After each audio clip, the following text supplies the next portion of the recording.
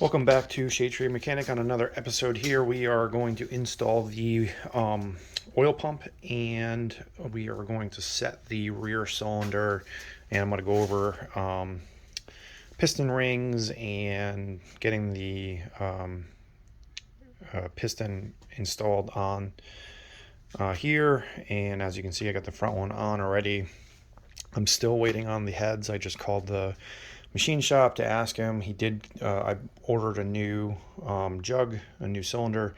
That's been honed, so it's ready to be installed. So I can do basically everything except for the heads, and it's ready to go. Let me just do a quick show of the old oil pump, and then we'll kick back on here and move forward with the install. All right, so as I said in the previous video, this is, I'm going to say, a helpful hint as far as the rebuild is concerned. I don't know if I caught this or not, but when you are reinstalling all of your components, this piece right here contains a spring, a ball bearing, which you can't see down in there, but let me see if I can get a light and show you. Ball bearing way down in there. See it? Yep. So that's a ball bearing and a spring that looks like this. Now tell me why it's in the bag. Well, because I did not remove this when I was doing the putting everything back together, and that spring and ball got pinched in there, and thankfully I was able to basically move the shifter enough to get it out, but broke the spring in the process. So everything is the way it should be. I got a replacement spring from the Kawasaki dealer, and you know, this is going to be all set. But if you're doing this is something that is not outlined very well in the service manual, and I didn't see anybody talk about it. But pull this and keep it together. Make sure it's out of the engine when you're doing the reinstall. All right.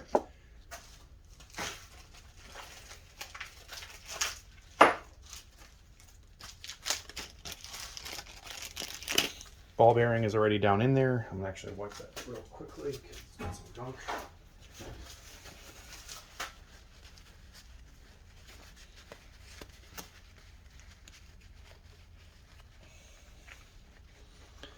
All right, big ass spring.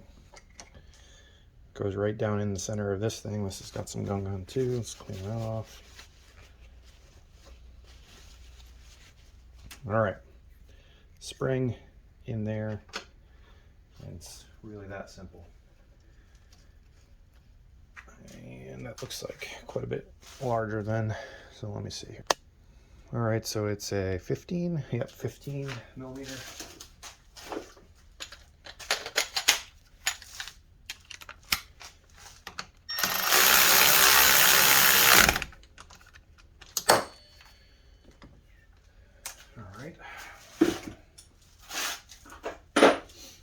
So that's that piece that I've been waiting on.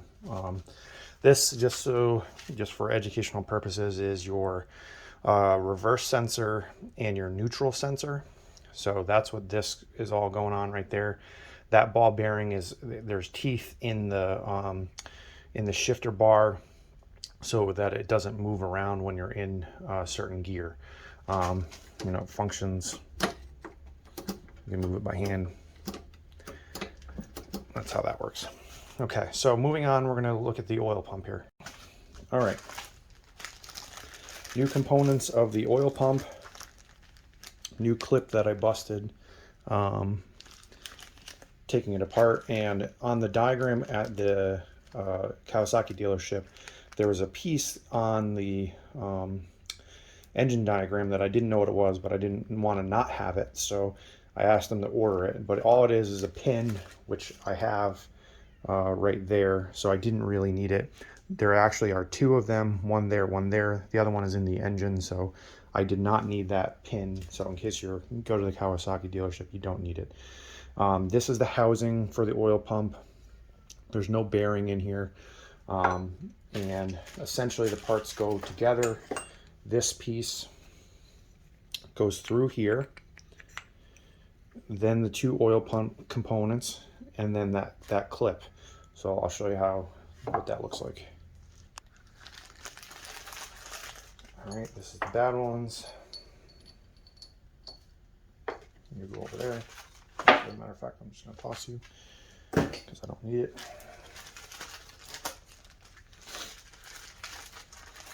Never good when the Kawasaki dealership guys know you by name.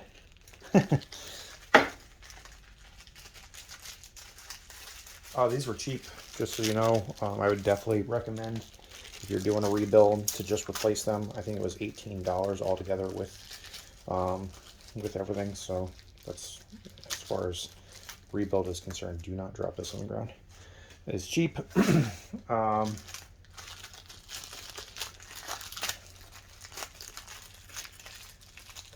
And one quick thing that I saw was, and I hope I can show you. Let's see if you focus. See the dots on both components? They need to be facing the same direction, so they need to be installed so both dots are visible. Like this. I'm going to clean that housing out with some paper towels and then I'll kick it back on. Alright, so the dot needs to be facing the housing. So it's going to be installed like this, so the dots need to be in this direction. So what I'm going to do is install this first. Dot is facing inward. That just goes like that. And actually, I think I'm going to put some oil on those things just so that they have some oil. What are they, magnetic? There we go. Let's not scratch them up since they're brand new.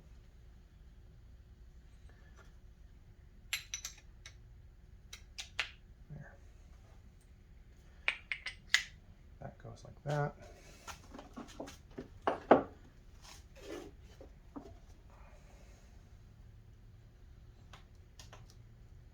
Dot facing the housing.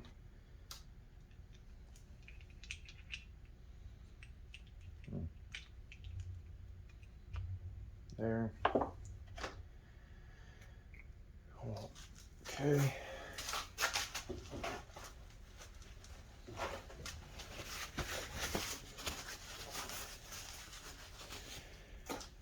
And a little C-clip. A little tiny thing.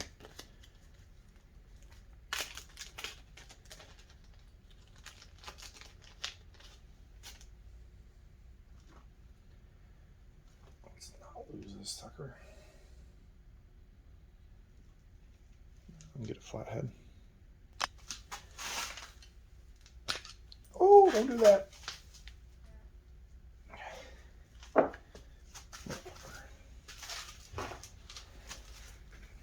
Probably a better way to do this, but I do not want to lose you.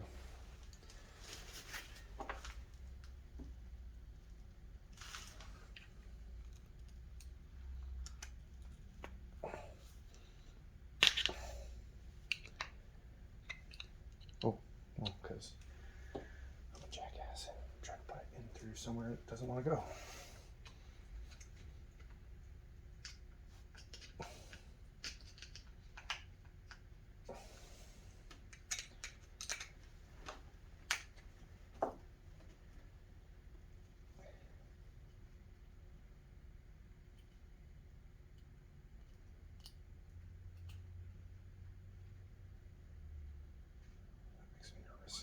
I just stretched that fucking thing out like an idiot.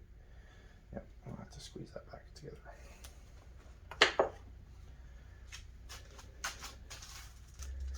Alright, a little vice grip.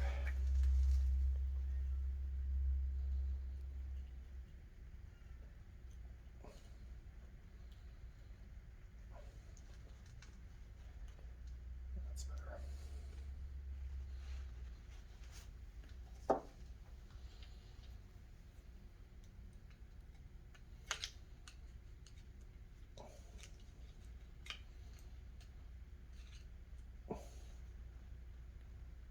There she goes. All right.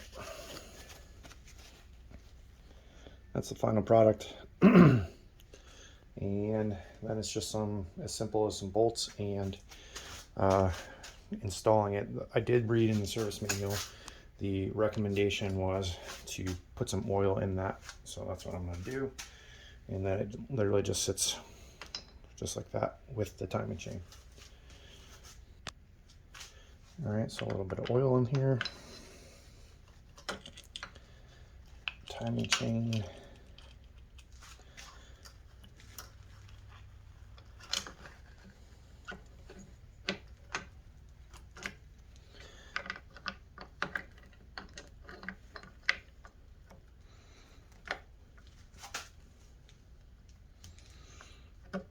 There she goes. Interesting. I'm going to zoom in and see if I can show you. Maybe not. I guess I can. 5. The housing of the oil pump actually keeps this side of the oil line in. Thought that was interesting design by Kawasaki. I just noticed that when I was looking at it earlier, but just want to make sure you saw it. Next up is the bolts. This bolt right here is extra long, and it has this. Oh, you son of a gun! I keep dropping everything. Ugh.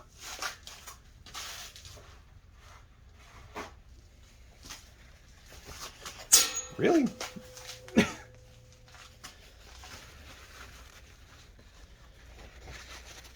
Right in the dust too.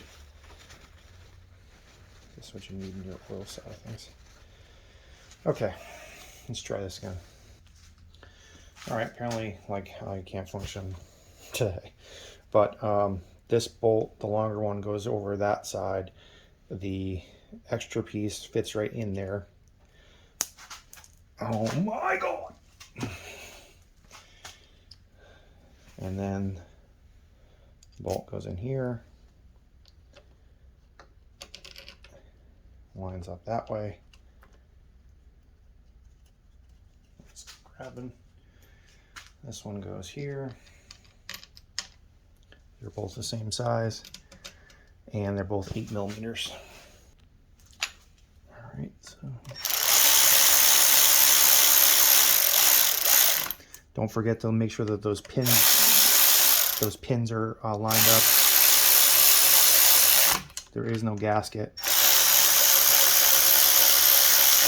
Do a little bit at a time. I don't have an inch-pounds torque, so I'm just doing a little bit of ugga-dugga, light ugga-duggas. All right, so then in order for this to be completely done, we need to install the tensioner, which is essentially right here. All it is again, same deal, almost exactly like this, but instead of a ball bearing, it has one of these. And that installs right here. Bet you it's a 15 like the other one. Yep.